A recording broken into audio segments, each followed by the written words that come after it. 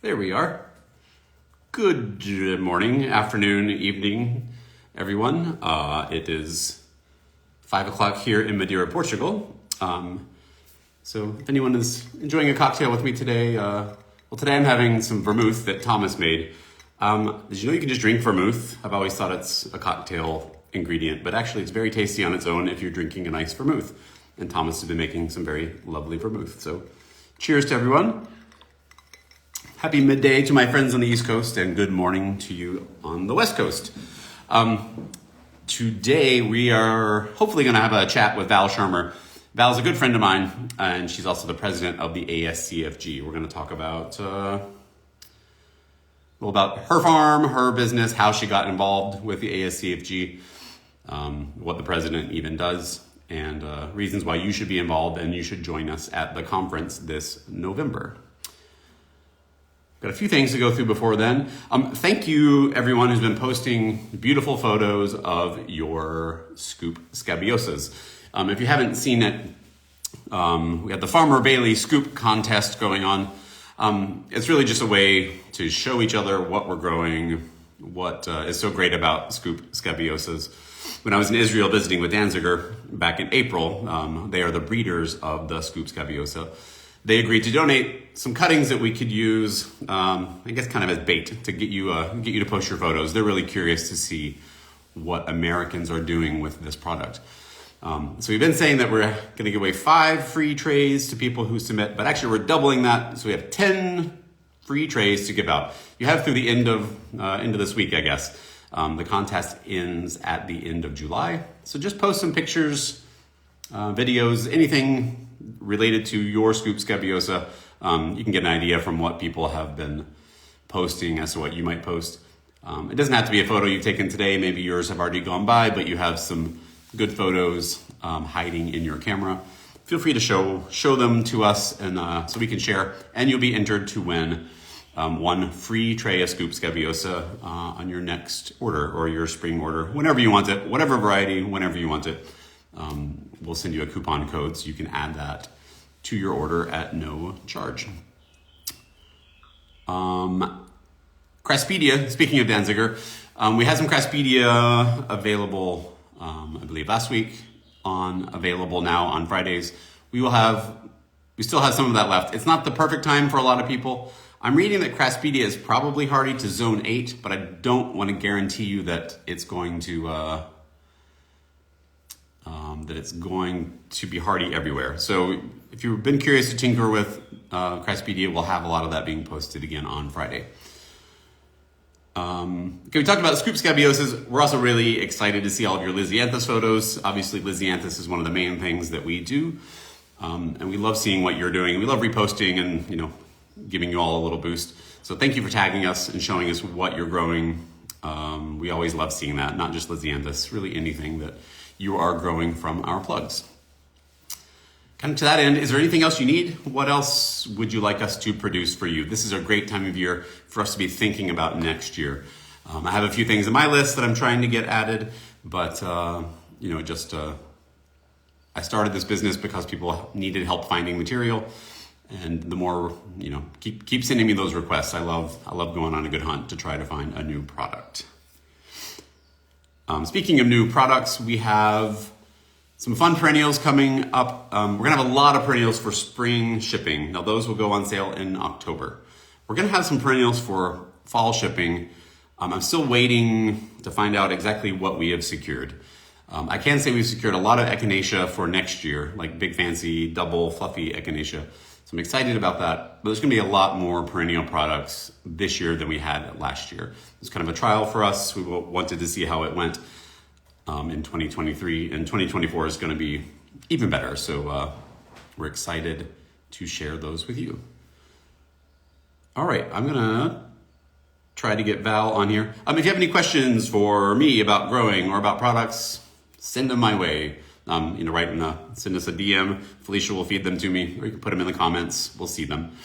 If you have questions for Val about her business model, that's great. Or questions about the ASCFG. I was previously on the board of the ASCFG, so I know some things, but Val certainly has given a lot of her heart and soul to the ASCFG lately. And so she probably has all the answers. All right, so hold on one second. We're going to try to get Val here.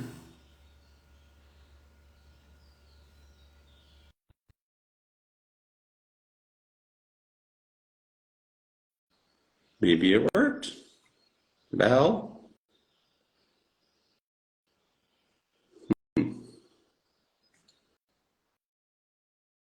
Okay. Thanks for your patience, y'all. Val joined. Val, are you Hi. here? It's you. Yeah, can you hear me? I can hear you. I feel like I haven't seen you for a week. I know. Maybe a little bit less. So Thomas and I were in Ohio last week for the Cultivate trade fair, the biggest American horticultural trade event. That was in Columbus, so I was able to pop down to Kentucky, not only to see my family, who all live in Kentucky, but to see Val and Daryl and have a really good catch up and visit. So thanks for hosting us. It was great to see you. It was great to see you. We really, really enjoyed it. Val, we're going to talk about you. We're going to talk about the Three Toes Farm and your business model. Then we'll talk a lot about the ASCFG and the conference, of course. How did you get into growing flowers in the first place? Well, that's a good question. I was interested in flowers growing up in Colorado because my grandmother grew a lot of flowers. And then when I moved to Kentucky and we moved out to the country, everything grew out here. So that was when I had a little dream of let's grow for the Lexington Farmers Market. And we started out growing Oriental lilies that I'd seen up at White Flower Farm. And that was kind of our claim to fame. Great big bulbs, largest ones commercially available. And that's been kind of our background and everything. So we first sold at the market in 1998. And so it's been a long time and our model has changed, you know, of course, over the years. But I never thought I'd be more involved in flower farming now at this point in my life than ever before, but I love it. Well, I know, I think maybe when I started out, I assumed that we all had to do it the same way. And I think if you look at my farm in Vermont, and your farm there, weren't ever growing any of the same crops at the same time, looking at completely different models. So this can look any way you want it to. Yeah. You know, I know you're not going full steam all year long. You really focus on certain parts of the year now. Right. Right. So as bulbs have gotten to be a bigger and bigger part of what we do, this year we decided that we were not going to grow and sell in the summertime. So once we're done with peonies, then I'm holding back the dahlias, you know, I'm keeping them cut down so we won't have those till fall. And then that's when we'll start our big time. We do the majority of our business November 1st, the middle of December, because all of the holiday bulbs have gotten so huge. And we also force about 6,000 hardy spring bulbs in deep 6-packs for workshops to sell and tabletop bulb gardens, and that is really, really big for us too, in like February through April. And this past year, then I went to the tulip workshop up in Vermont. Mm-hmm. We did a trial, like lots of other people, with the indoor tulips, and they were phenomenal. We had the double peony style tulips for Valentine's Day, so that was really big.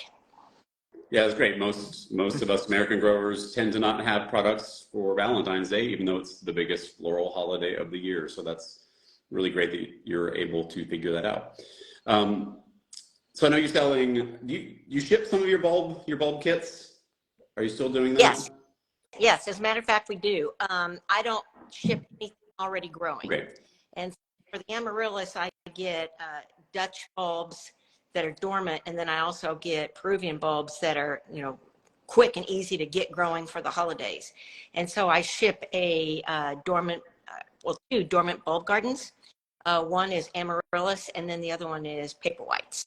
And so those are, I mean, that has turned out to be gigantic. So I ship all of the, you know, it has to be something that's unbreakable, the container, they're already planted.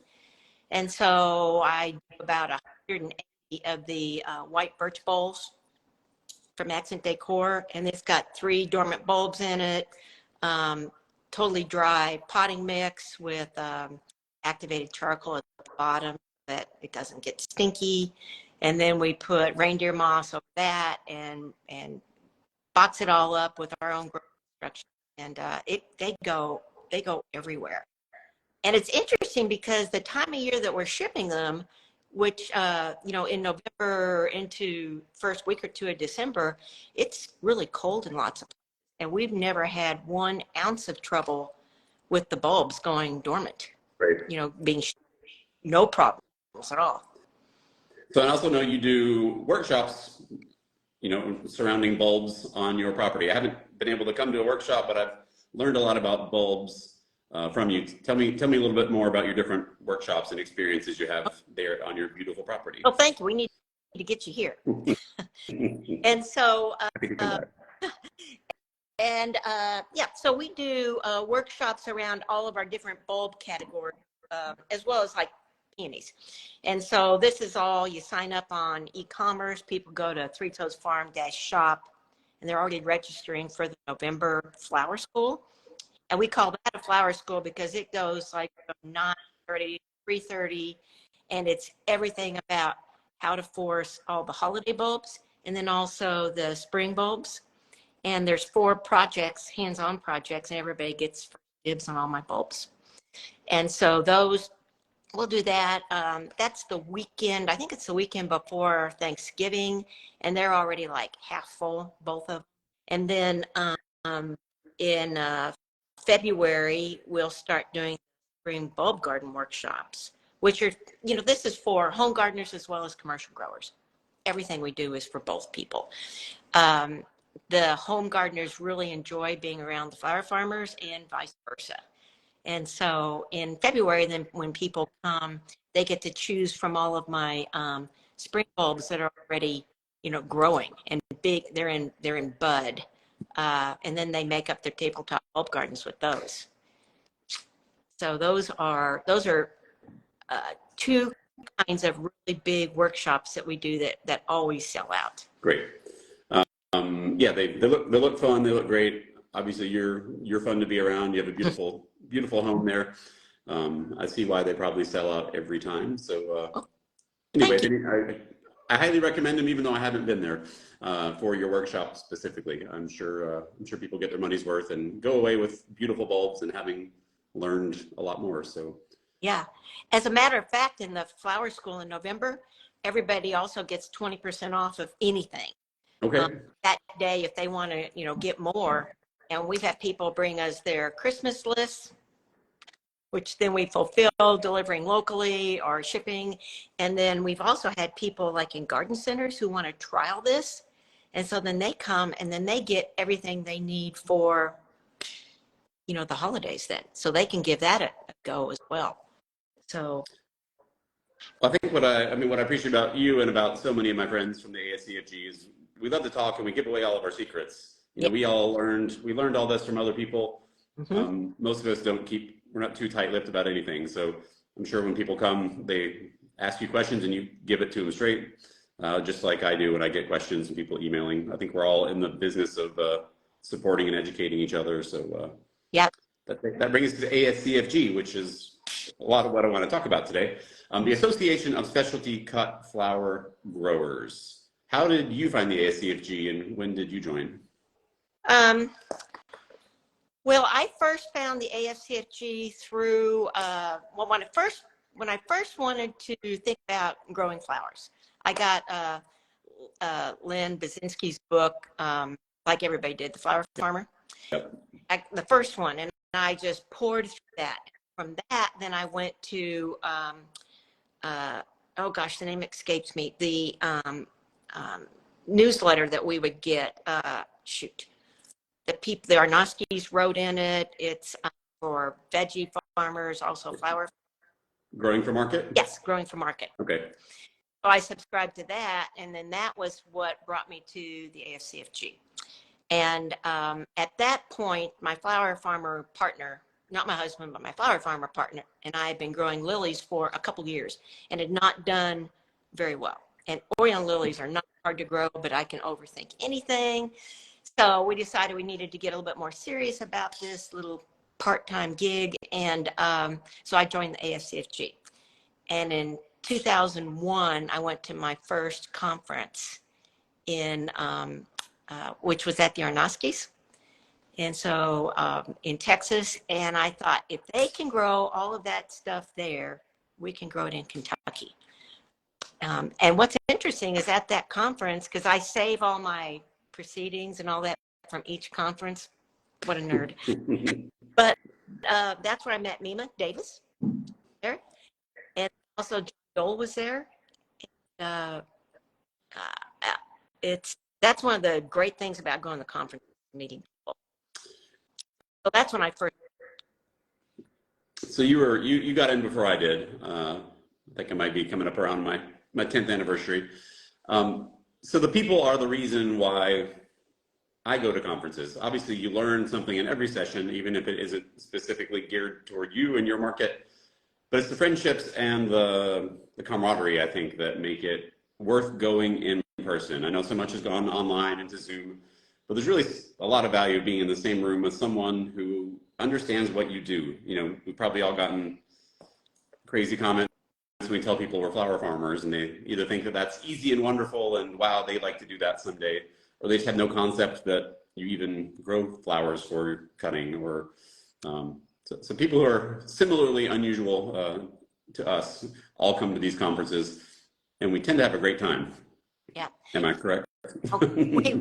We really have a great time. And that first conference I went to, I was just self-taught. I mean, I'm not a horticulturist. I'm not an academic. In those days, everybody used a lot of language. And so I was, I looked at all the pictures. I tried to understand, but a lot of it kind of went over my head. But at that time, that's not the case so much anymore. But at that very first conference, John Dole was doing a presentation on something about, how we're going to be rich. And I did talk it about. So it's, the conferences are great no matter what stage you are, in your life cycle. I still love going. It's exciting to be around everybody. I get to see old friends like you, although you're not old. And it's, to see people face to face. And, there are so many people at the conference who either haven't started growing. Maybe they want to start growing. Maybe they've been growing in their yard, thinking about being a commercial grower, up to people that have been growing for, 25 years. Yeah, I think my first meeting, obviously I studied horticulture and I worked as a floral designer, but there was a little gap of information that I was missing on how you grow this plant to look like this product in the end. My first meeting was in Wilmington, and I remember I didn't sleep that whole weekend because I was just so electrified. I'd found my people, I'd found what we needed to be doing on our farm. We were really focused on livestock at that point, and everything shifted after going to that meeting. I will say something I wish I had been better at early. I can be a little bit shy, and if I see people talking and having a good time, I assume they don't want me to come and talk to them. But that's not the case at all. There are a lot of people at these meetings who do know each other, and they're going to be happy to see each other. But also, if you walk up and say, "Hey, I'm Bailey. I'm growing in Vermont. What's your name?"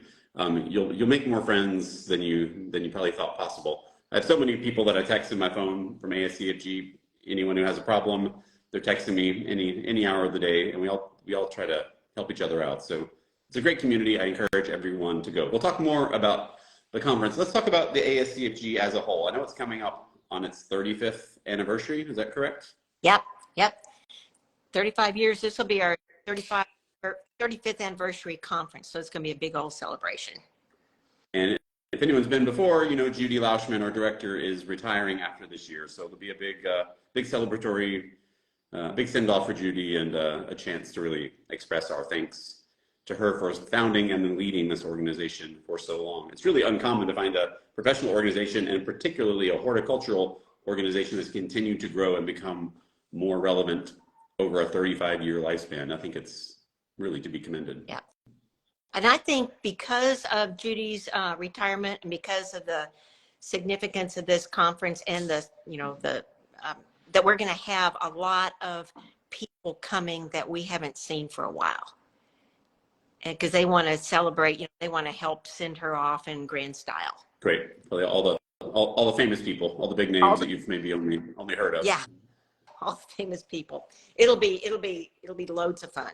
Great. Well, I'm excited. So the ASCFG has a lot of other resources besides just conferences. I don't know, the website comes to mind. What all is on the website that is available to members? Well, and this is for members only.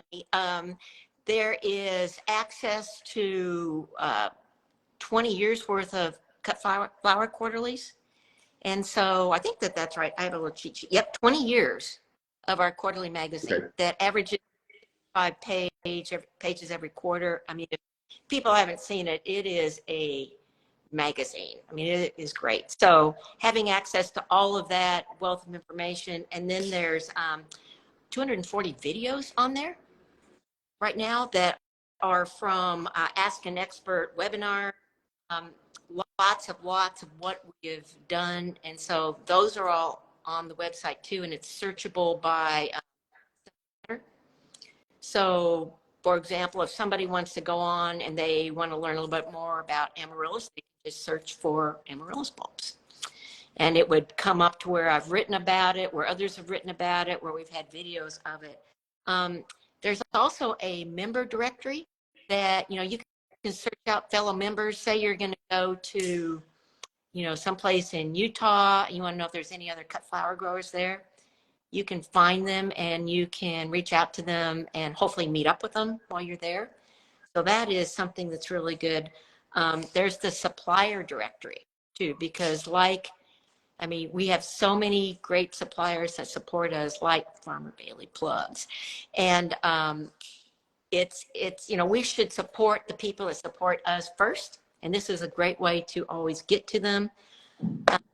There's the Cut Flower of the Year program. There's the Mentor program. I mean, it is, there's over 200 hours of video content alone. Yeah, I think it's maybe easy to go there, just get some basic information. But if you spend time, if you're curious, if you have a curious mind, which honestly, I think you have to have a curious mind if you're going to succeed with this as a business. You've got to find your own answers. But people have been writing everything they know for 20 or more years, specifically for the benefit of other members. And the information is still valid. The market might have changed, but what the plant needs is generally 100% still the same today as it was 20 years ago, as it was 100 years ago. So yeah, you can spend a lot of time on that website, and there's a lot of information there if you want it. If you're committed to doing this and you want that answer, it's probably there. I find a lot of times I might not be interested in a certain plant or growing a certain thing until, at some point where I see it and I'm like, oh, I'd like to grow that too. And so the great thing is that you can delve into the website and get caught up on it really quick. I mean, much more quickly than if you were just going out to Google or YouTube. There's, as a matter of fact, I asked our staff how many webinars we've done this year that are recorded, because we do lots of educational things, and there's 20 hours of content, 20 webinars so far this year. That's a lot of education. Absolutely. It was the ask an expert, where someone who knows something very well will just tell you everything they know about it. It could be a crop or a technique or a marketing channel. Great. We also, ASCFG does a lot of farm tours that really, that's always been a fun part of conferences, but during COVID, we sort of separated off the farm tours because they were a safe thing to be doing outside. And it seems like there's more and more every year. Yeah, the farm tours have been great, because that was always one of the highlights of like our regional conferences when we did that. People want to go and see. And even that very first conference I went to, that I didn't understand maybe everything that was being presented in the presentations. When we went to the farm tour, it was like, wow. I took loads of pictures, came back, got with my partners. They did then they created things based on what I saw at that conference. So when COVID came and we couldn't, do our conferences, and we said, we've got to let people who want to get together, give them the chance to get together outside. So we started the farm tours, and we compensate the farm owner for, that's not a lot, but to pay them for their time, because they have company coming, and then we make it a really good deal for members to come as well. And so I've been to a couple so far this year, and I'm going to Jenny Marks, our regional director up in New York, who took Bailey's spot, filled his big shoes, and it's a chance for me to see her farm, and then also go to Shanti's farm in Arizona in September. I'm jealous of that one. That'd be great. Come on. Okay, we'll see what I can do. And so all of those are listed on the website. You can sign up for them. You can learn more information about them too. Great. There's nothing like walking around the farm of someone who's doing something similar to you. It's not the thing that you go hoping to learn is not the thing you're going to learn. You're going to be intrigued by the way someone winds their hose up, or the way they label their plants, or it's all those little things that you didn't expect to learn something that I always take away from these farm tours. No better way to learn than seeing how someone else is approaching the exact same problem. Right. And some of these farms aren't even open. Like when we first did the farm tours, that's when I went to Aaron and Aaron's raindrop farms out in Oregon. Okay. You can't go to that farm. And so I used up frequent flyer miles and flew out there, and it's so much fun to be around other flower farmers and to see what they do, because they're much bigger than we are. We are small batch, like the bourbon. I learned from you always learn. Yeah, you absolutely always learn. I appreciate that you are the president, one, because you're a great person and you're fun to be with, but you're really organized and you're doing an excellent job as president. But you are a smaller grower. You have a smaller operation, maybe, probably similar in size to what a lot of other ASCFG members are doing. We've had big growers, producing on multi-acre scale. So yeah, there's no one way to do this. So speaking of farm tours, let's talk about the conference. So the conference, actually, before the conference starts, there's an optional farm tour of urban buds, city-grown flowers. So the conference is in St. Louis this year, November 6th through 8th. Is that correct? Yep. Yep. So you can sign up for an additional tour to go see Mimo and Miranda's place, which I'm really excited to see after, knowing Mimo and Miranda for years and hearing them speak at conferences, and they've become such good friends. I've heard about this farm for years and seen a million photos, and I'm excited to see it in person. We'll be going on the morning tour. Thomas and I will be there, and Felicia and Allie, who work with us, will also be there. All four of us will be at the conference and on that tour. So don't miss out on that if you're coming to the conference. That'll be kind of the day before the conference starts on Monday, November 6th. Yeah, and then we've got stuff going on that night too. The trade show that night will be set up there, of course, to talk about the plugs and perennials that we're offering and how we can better serve our people. But that's always really fun to have all the suppliers there together. A lot of us work together in other capacities. People will be showing off new varieties. That's always just a great time. Yeah, that'll be a lot of fun. I love the trade shows. I love that there are cocktails and hors d'oeuvres. Well, now you're talking. And plus, yeah. So I'm scanning over the conference itinerary. We have things from everything from soil health to pest and disease control to a bit of floral design. Looks like our buddy Julio is going to be there doing a floral design demo. That's fun. There's some concurrent sessions where if one topic isn't up your alley, you can go to something entirely different. Looks like Lenny will be there talking about some business resiliency. I would make that to Adam and Jennifer O'Neill from Pepper Harrow.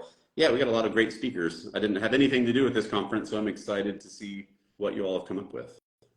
I think the conference is, I think it's spectacular. We have a conference committee that puts all that together. And they do a phenomenal job. And I was really happy to see some of the speakers that are not ones that people have heard from maybe ever or for a very long time. So it will be, there is a lot of, there's just a whole range of people. And I'm really excited to see Dee Hall, Mermaid City Flowers, who I met at last year's conference come. And I don't know if everybody knows, but if you're familiar with a publication called Garden, it's huge. I mean, it's not all about hunting or anything, but it is one of the most well-written magazines that there is, in my opinion. But look at what is in this issue. There's Dee. That's really fun. Yeah, I'm glad I got to flip through that. Yeah. That very magazine on your kitchen counter. It's got food and drinks in it too. That's great. The conference looks really, really fun. I don't think it has to be a delicate subject. It's kind of expensive, but I think after working on planning some of these things, I understand how and why it is so expensive. The hotel and ballroom purveyors, they charge a lot. And I know there's a lot of meals included in this as well. And I know the ASCFG tries to keep it as affordable as possible. So I'm sure some people's hackles get up when they see, what is $700 for the entire conference, I believe. But that's just kind of the way it is. Everything in America has gotten so expensive, and we don't have a way to get it for cheaper, unfortunately. No. When you try to get 200 or 300 people together in one space, it's just not an easy or cheap venture. You're right. So what we did with that one is we've included, lunches, breakfast, and then the anniversary banquet. Right. So it, I mean, I signed up my husband. Yeah, when you really look at what you get, I think it's definitely worth it. But I got a little sticker shock to start with, and that's sure. That's okay to talk about. I believe ASCFG has is there a payment plan if people want to do it? Yes. In installments? Yep. I think that's my first conference. I couldn't afford to pay it all at once. We were just starting out and hardly had a nickel. So we were definitely on that payment plan, and that really, really did help me to be able to access my first ASCFG meeting. So reach out to our office. They'll be happy to help you. Really wonderful people we have running our organization. Membership is how much these days? Membership is $225 a year. And for anybody who is listening that is not a member, any board member can give you $50 off your first year. Okay. So that's for, so you can, toe in the water, see what you think about that, give it a chance. And so anybody that's interested, I guess we could just post that. Yeah, is there a code or a? Yes, there is. Okay. We'll reach out to you. We'll just do a post about it. If people want to join, we're happy to share that information. It is some money, but I've never spent better money than the money I've spent being a member of the ASCFG. It launched our entire business. So that's why we continue to support, as Charmer Bailey, support the organization, but Bailey himself also supports the organization as much as he can. Yes, is there we really what's that? Really appreciate it. You definitely do support it. Well, I'm a lifetime member. Me too. And I should have done it earlier than later. Yeah, I paid for a lot of years before I became a lifetime member, so I'm actually finally saving money. But is that still an option? Oh yes. To become? Yes, it is. Yeah, it is, and you can just go on the. I'd say they could go on the ASCFG.org website to do that. Whenever your membership comes up for renewal, you can do it at that time too.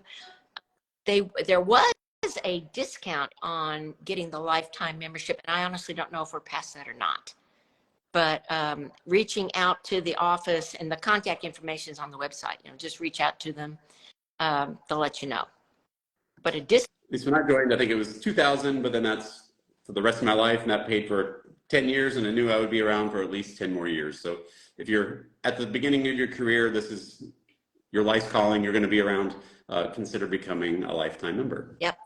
Especially if you have a job off the farm that makes that possible, jump on it.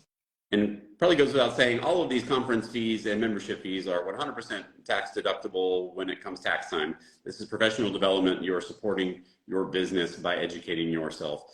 So this is yes, it's a lot of fun. I mean, it passes as a vacation for me, but it is actually a business expense, and is just really one of the best. Right. The best things I found to spend my money on.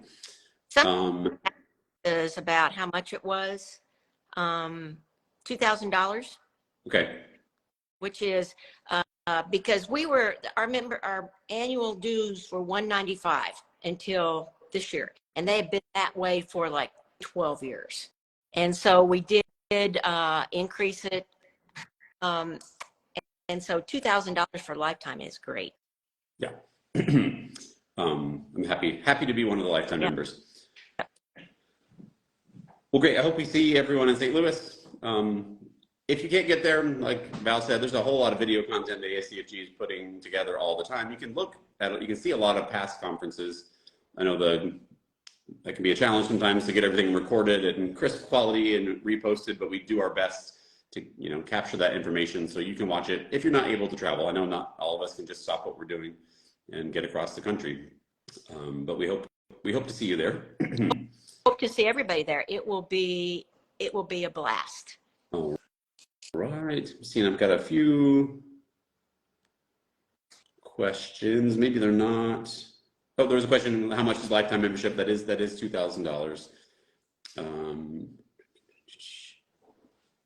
Right, I've got a few growing questions that I will answer, but I don't take any more of your time, Val. I appreciate what you do for the organization. I appreciate you as a person and a friend, and I can't wait to see you again in November. I cannot wait to see you again, and I really appreciate you too. I can't remember when we met, that moment we met, but I'm really glad. Me too. I don't remember either. But it was probably in Wilmington. Could have been. Yeah. All right. Thanks, Val. See you guys. Thank you. All right. I've got a couple questions not related to Val, but let's just go through them here. Someone has a hazel nursery. Okay, big question. Does it make sense to fall plant scoop scabiosa in 5B Vermont, covered in an unheated hoop? I would say if you have the ability to control your temperature, do you have a heater you can turn on if it gets too cold? You don't want to freeze them. They can get down to 30 for a minute, but you don't want to really challenge them. They're pretty expensive. In northern Vermont, I always planted in March into the unheated tunnel and had good luck. So, maybe proceed cautiously, give it a try 1 year before you go big with something like that. They do bloom earlier if you plant in the fall, but they tend to go into flower pretty fast regardless. Let's see, Abby Lynn Hutari, referring to this wild iris flower truck, posted in the stories about their Nigella. How do they get it to grow so big? We might have to reach out to Wild Iris Flower Truck to find out how they did that. Nigella likes a cool start to life. You can plant it in the fall or the spring. If you're getting it as plugs, you want to get it right in the ground. Don't wait. They have kind of a tap root that will get bound up in there. So that's one that you plant the day it arrives, or maybe the next day at least. Yeah, a cool start. Get it right in the ground. They tend to go they get pretty big when they're happy. Some of the peonies and pallomas asked what I was drinking today. It was vermouth, sweet vermouth that Thomas made, very nice for sipping. About what were you drinking today? I was drinking a mimosa, but I almost brought over that vermouth that you. Oh yeah, we brought you some. I should have tipped you off so we could have had a toast. Same person, peonies and pallomas says, do you grow Hakonocloa? I know it's that kind of grassy, it's like between a bamboo and a grass. We don't have that. I don't know if it cuts very well. We tend to just focus on cut flowers, but maybe it's a foliage worth trying out. I'll keep my eye out. Maybe that's something we could add. We always like suggestions. Someone's asking about available now plugs. Will we have any more for the rest of the year? We're having, this is kind of our slower time of year. Obviously, most people are out in their fields gardening. They're not doing as much planting. We do still have some that come up every week. It's only maybe 20 trays, so they go kind of fast. We do have a lot of Crestpedia available, and then there'll be some odds and ends that will be posted on Friday. As we get closer to week 38, it's kind of when fall planting picks up. We'll have plenty of available now for that week 38 to 44 planting window. We make sure we have a lot of extra stuff on hand. Fiona asked, do hellebores bloom the first year? For the ice and roses hellebores that we are selling now, if you plant them, they'll ship next spring. If you plant them in the spring, they'll bloom the following year. The older fashioned seed grown types might take 3 or 4 years to come into flower, but these ice and roses types from Heuger, really excellent top-notch breeder, they almost always bloom the year after you plant them.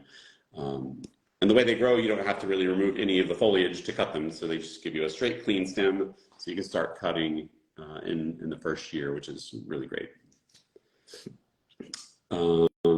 Mosaic Designs asked if the home gardener can order or only farms in business. If you can accommodate the quantities you sell in, we do sell in wholesale quantities, but if you want that many plants, you are welcome to order. We all have to get started somehow.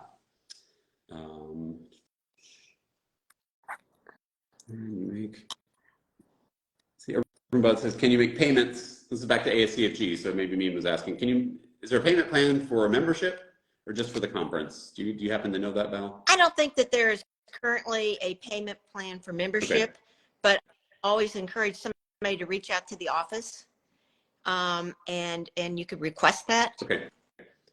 Yeah, we all understand being at the beginning of your career where your money goes out a lot faster than it comes in, especially in those first years. So we definitely want to help. Someone mentioned we should mention the ASCFG Facebook group that is for members only. Maybe, I don't know, I think maybe Facebook in general is less active than it used to be. It used to be a real, there were a lot of people active in there a lot. I've started to go back.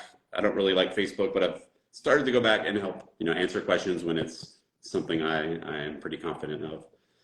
But there's a lot of, there you can also search. There's a lot of good content and information that has been posted before.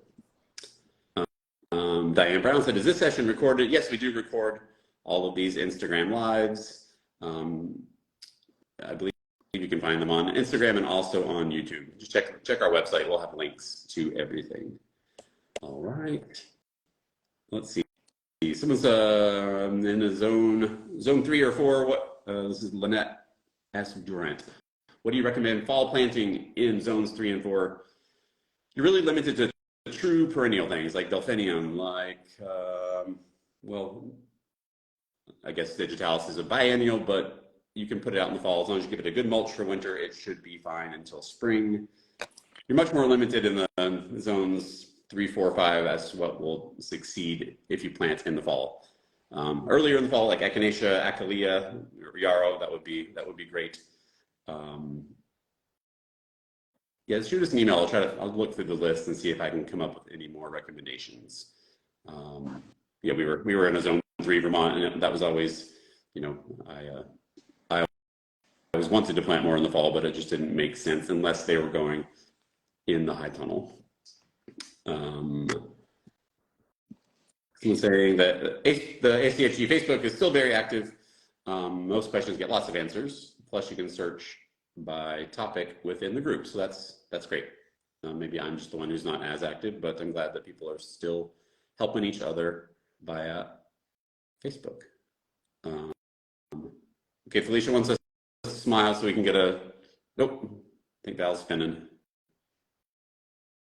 All right, she wanted to get a screenshot. Oh, there you are. Felicia wants us to smile so she can get a screenshot of us looking pretty, okay? Okay. Oh, I think we look great. I think we do too. And I also have, I went away so that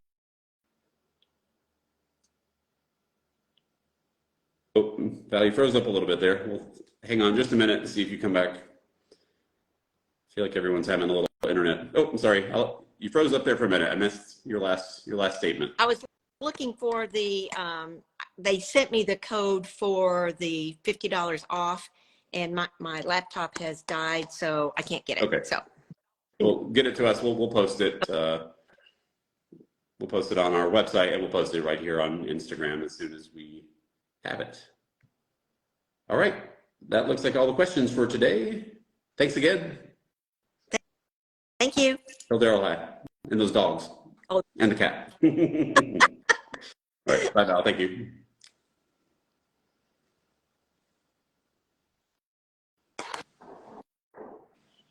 Take it.